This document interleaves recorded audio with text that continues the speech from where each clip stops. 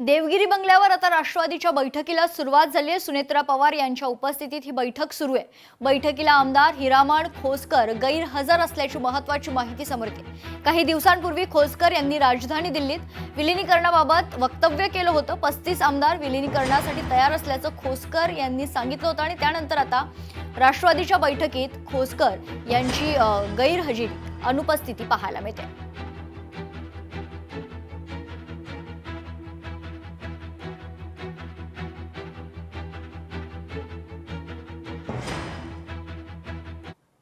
बारामतीमध्ये अजित पवारांचा 15 फूट उंच पुतळा उभारण्यात येणार आहे। बारामतीमधील तिरंगा चौकात ब्रॉन्झचा पुतळा उभारला जाईल। 10 फुटी उंच आणि 5 फूट चौथरा असा 15 फूट उंचीचा ब्रॉन्झचा पुतळा बसवला जाणार आहे। यासोबतच नटराज नाट्य कला दालनात अजित पवारांच्या दुर्मिळ छायाचित्रांचं देखील म्युझियम होणार आहे। नटराज कला दालनाचे प्रमुख किरण गुजर यांनी या संदर्भात माहिती दिली।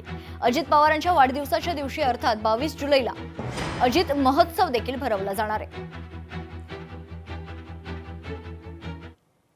नटराज मंडळाने निर्णय घेतलाय की आपण अजित कला दालन असं नाव आम्ही दिलेलं आहे। त्याचप्रमाणे हा जो चौक आहे या चौकाला आपलं तिरंगा सर्कल नाव आहे की जे दादांनी स्वतः ठेवलं होतं।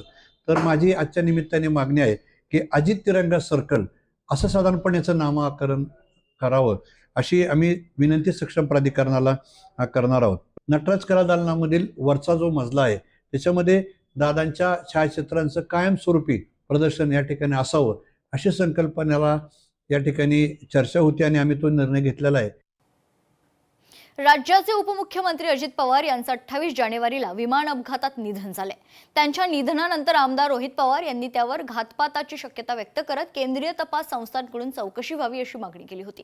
दरम्यान अजित पवार यांच्या मृत्यूला 20 दिवस झाले तरी अद्याप VSR कंपनीवर कारवाई झालेली नाहीये। तसेच DGCAनं देखील चौकशी अहवाल दिलेला नाही।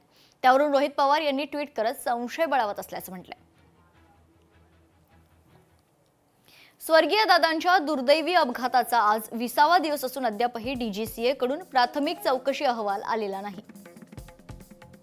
तसेच सर्व नियमांचं उल्लंघन करत विमानं चालवणाऱ्या VSR कंपनी विरोधात देखील काहीही कारवाई अद्यापपर्यंत झालेली नाही।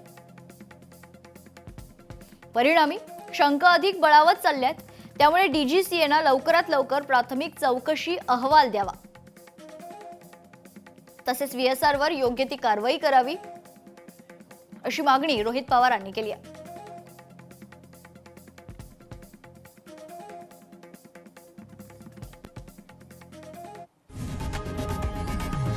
लोकशाही मराठी ऐका, पहा, जागरूक रहा।